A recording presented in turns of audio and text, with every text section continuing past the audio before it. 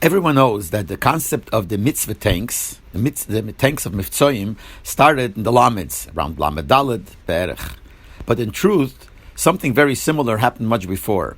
In the year Tovshin Chov Gimel, which is 1963, we saw there was a bus parked in front of 770. This was a school bus, but it had different writings on it. On top of the bus it said, Ufaratzta Yom HaVekeinu Etzafeinu V'Negbo. And lower down under the windows it said Merkaz L'Nyonei Chinuch.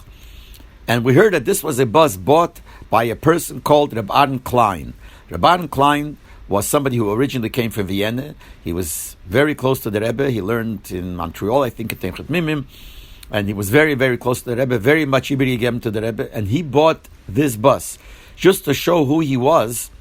He was involved when they were expanding the shul of 770 downstairs. He was very, very much involved. He was the person who bought for the Rebbe a menorah, a present made of gold, and he gave it to the Rebbe, and the Rebbe took it. And they said that Bechlal, the Rebbe didn't take presents from anybody. But from him, the Rebbe would take a present if he gave, and he gave the Rebbe a golden menorah. So just to show his connection to the Rebbe. So he bought this bus, took out the seats, put in there bookshelves with Svarim and Svarim about Yiddishkeit, and he made a little corner there where you could put on film, and the bus would go around from community to community to have people borrow books like a library, be able to sit there and read, and be able to go in and put on film. And during the day it would go around. At night it would be parked in front of 770. Once the Rebbe went into that bus, he has to go in, and he looked at it, and he made comments. One of the comments he made is that he would like that the corner where you're able to put on film with somebody should have a curtain, that the person that puts on film should be able to have privacy when he puts on that film. Maybe he'll be embarrassed of others, or whatever other reason, he should have privacy. The Rebbe made a comment. But this bus was made for Afot Samayonis. Shabbos, Parshas Kisove, Chayel, that year, the Rebbe spoke about this bus. And the Rebbe said that he wants to mention that there's a chidush that happened in Afot Samayonis, because Bechlal, from time to time, new chidushim happened in Afot Samayonis. So there is a chidush that now Afot Samayonis would be done through a merkava, which goes on 4 feet, on 4 aglayim.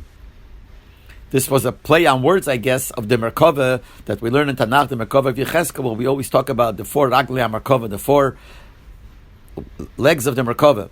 Anyway, so the Rebbe said that through this you'll be able to do Afot Samayonis, people will be able to take Svarim, and they'll be able to put on film, etc., etc. This is a chidush.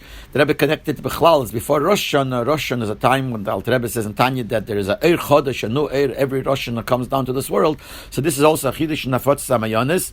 And the Rebbe said that the people who are involved should come up and say L'chaim.